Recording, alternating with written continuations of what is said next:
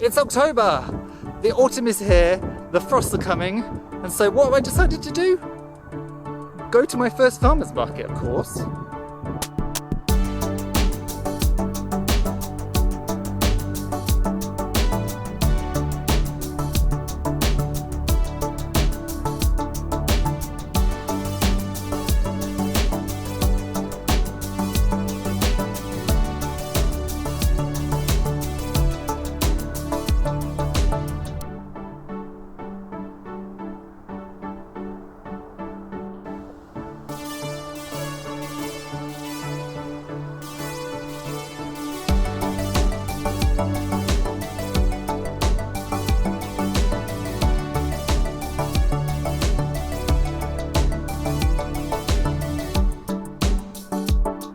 Montague, do you know something? Do you know that you shouldn't be out?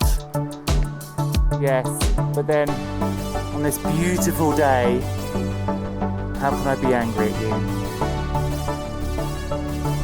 He's actually been super good. It is tupping time. The girls are going to start coming into heat if they haven't already.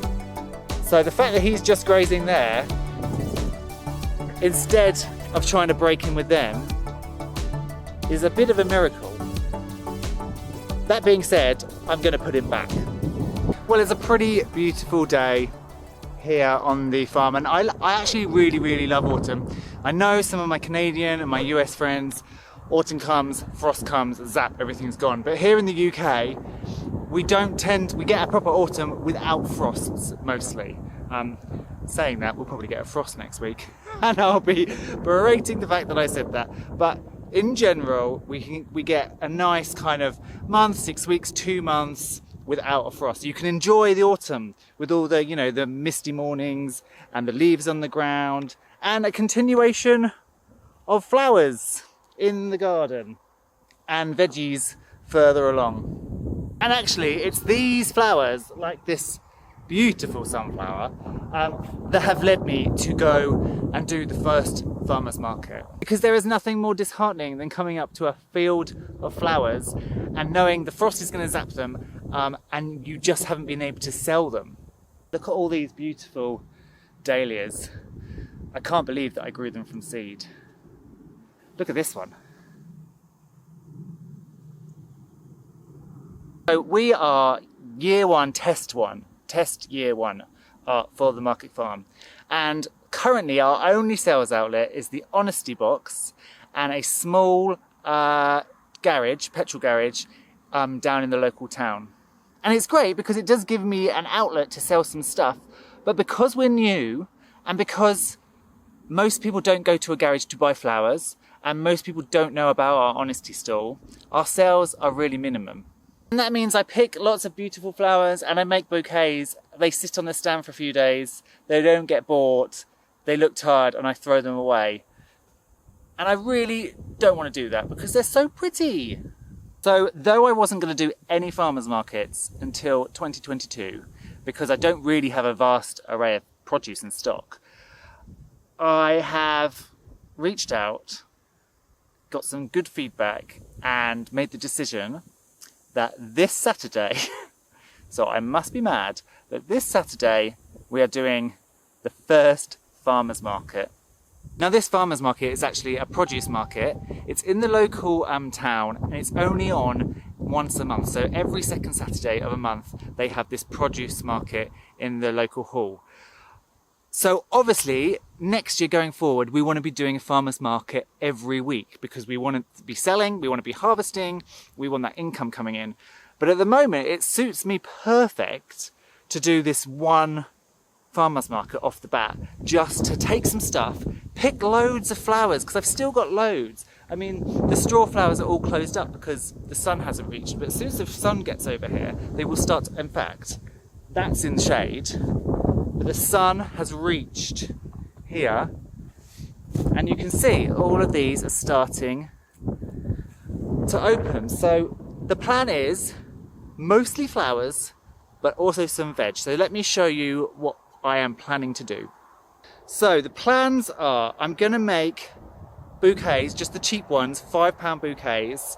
I'm I'm going to try and make about 20 of those, so that's £100. We're going to do posies with the remaining. The cornflowers are really on their way out now, as are the snapdragons. So I'm basically going to pick everything and make as many bouquets and posies as possible. And then in the veggie patch, there isn't a lot, but there is some. So we've got some lettuces. I've got loads of baby lettuces, I should say, in the polytunnel, and they're going to be my overwintering lettuces to keep stuff going. But I've got loads. I haven't got loads. I've got a few lettuces here that I can pick everything of and take what I've got. I have some beets over here that I can definitely bundle and take. I've got chard that I can pick and I can take. And Sard went into the polytunnel yesterday and he picked every single tomato he could get. And we've probably got 4 or 5 punnets worth of tomatoes that we can take. And then obviously there's eggs, so we can take our bantam eggs. And actually, the more I think about it, the more doing this little market at the end of the season makes a lot of sense. Firstly, we hardly have any produce. So as I said earlier, we cannot go to weekly markets at the moment because we haven't got enough. So a one-off market to sell stuff is great. Secondly, it will help us actually before our major year. It will help me network. I'll get a table there, I'll meet people that are coming in, we can talk about the farm, we can talk about what we're doing, and we can start to make a few connections so that hopefully when we're not at the market, people will know where we are and they can come and swing past the honesty stall. This wasn't at all in any way, shape or form planned. As I say, I wasn't going to do farmers markets until next year, but I just got disheartened with coming to the farm and seeing all this product and it not selling, and the honesty box having stuff stolen. And I thought, as soon as the frosts come, all of those flowers are going to get zapped. And then, yes, it's been a test year and it's been lovely and it's been lovely growing them, but I'd also like to share the love and share the flowers and sell them and make some money. The other thing though is, you might think that I'm a really confident person. I'm not at all. I'm confident in what I'm doing here. But when it comes to pushing my boundaries, interacting with other people, trying new things, like going to a farmer's market or setting up an honesty stall, really, really unconfident.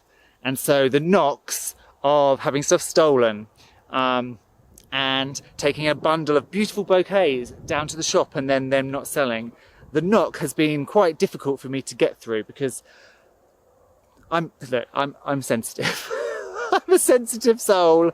I'm always thinking of others rather than myself. I've talked to you before about mental health difficulties and I'm really not very confident. But I am hoping that this farmer's market will work out well. And the other thing is, it doesn't need to work out well. That's the thing. Remember, Jeffrey, no pressure. It's one farmer's market in October. So if it's, if it's a dud, it's a dud. It's only going to cost me £15 for the table. If I don't sell anything, well, I've lost 15 quid, that's all, and some time, but I've gained loads of experience. I also think it's my local market, my local town, where I live, going to meet lots of people, hopefully network, connections. That's worth the 15 quid alone. So it's quite exciting. I'm not even terrified at the moment. I might be Saturday morning, but at the moment, I'm just excited. Let's check on Peaches. Hello. You're a good Lord. Well, love, look at that. Were you constipated? Is that why maybe you felt ill? That is a lot of goat poo. Like, it's almost as big as your head, love. It's breakfast time. Hello, lovely. Hi. Here you go. So Peaches is still with us. She did take a massive downturn, but often that happens with prey animals, so sheep and goats. When you find they're ill, they're actually super ill, and before they get better, they then tend to either go down and die or go down and then start to recuperate. And I arrived here on Saturday, so Friday she was ill. I arrived here on Saturday, she was flat on her side. She was so weak that she couldn't stand up, and I thought it was game over. Every single morning since, she has shocked me in the morning by just laying on her side super still, so I think she's dead. And then I get in, and she's okay. So basically, she's just got really, really weak. She did stand on her own for the first time today. It's her front legs are really weak. So we are just giving her tons of forage, tons of willow, because it's a natural anti-inflammatory and antiseptic and painkiller. And then she's getting U-nuts, and then she's getting added goat mix, which has a higher copper amount, which she needs. And the fact that she's eating, she's pooping, she's drinking, she's weeing. So her bodily functions are all really good. So fingers crossed. I love when I find things like this. It's a dragonfly. And it's kind of a bit sad in some ways because it's the end of the season and this dragonfly has a battered wing. So you can see there, it's not going to live much longer. So it kind of shows the fragility of life, that this amazing creature that is actually a vicious predator, obviously if you're not a human, but if you're a gnat or a bug, beware the lion. But it all comes to us in the end, doesn't it?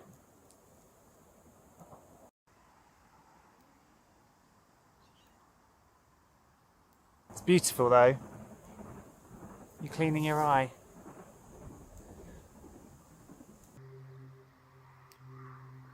This is what happens when I come up here. I get distracted. It's gone. It's flown off low to the ground. So maybe there's a little bit more living for it to do. I should really get on with some more jobs. The hedges are also laden at this time of year. So there's a really beautiful crabapple tree here. All of these lovely crabapples. There's hawthorn, there's bullaces, which are kind of like a natural wild plum. There's also a ton of blackberries. So if I have time, I'm thinking I may take some punnets of blackberries down as well, because people love blackberries, but if they're anything like me, they hate having to go and pick them. So I'm going to go and do the picking, and I'm going to see if I can sell them. And then when I go to the next market in November, I am thinking that I will take some berry-laden branches and things down, because November will be the time when people are starting to think about decorating for Christmas. So I'm going to go foraging for some natural wreath-making, autumnal Christmas decoration type stuff, and I may sell those as well. So another project that I didn't expect to be doing, but I think actually is going to be a really positive move to make ahead of the proper year in year 1 2022.